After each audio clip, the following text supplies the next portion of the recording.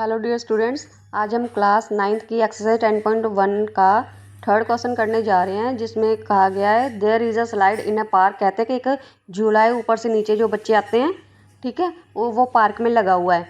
One of its side wall has been painted. कहते हैं कि उसकी एक साइड जो है वो उसकी वॉल जो है पेंट की गई है विद सम कलर्स। उसमें क्या मैसेज लिखा है? Keep the park green and clean, कि हम अपनी पार्क को ग्रीन एंड क्लीन रखो। If the sides of the wall are, कहते हैं कि अगर उसकी साइड्स जो हैं वॉल की, एक 15 मीटर होगी, एक 11 मीटर होगी और थर्ड 6 मीटर है।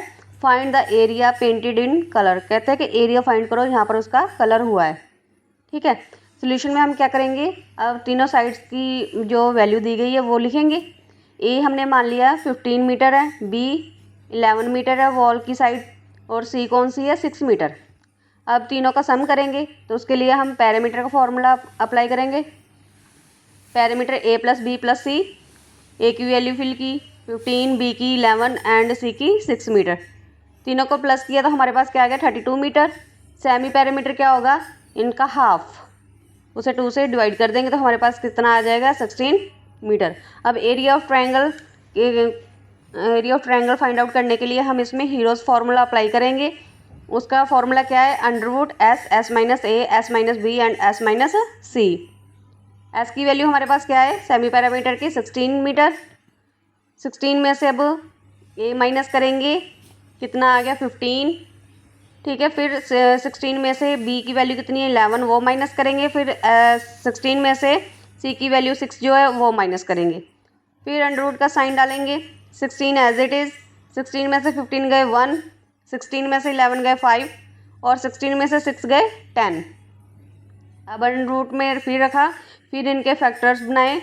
2 8 जार 16, 1 एज इट इज़ रह गया, 5 भी एज इट इज़ रह गया क्योंकि प्राइम नंबर है ना, वो और किसी टेबल पर नहीं जाते। 10 2 5 जार 10। अब देखो इसमें कौन कौन से पेयर बन गए वो अंडरवुड से बाहर निकाल लेंगे।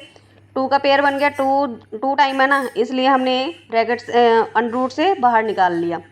अब 5 5 का भी पेयर है, इसलिए हमने इसे अंडरवुड से बाहर निकाल लिया। अब वो जो 8 है वो अंडरवुड में रह गया क्योंकि हमने उसके अभी फैक्टर्स नहीं बनाए थे।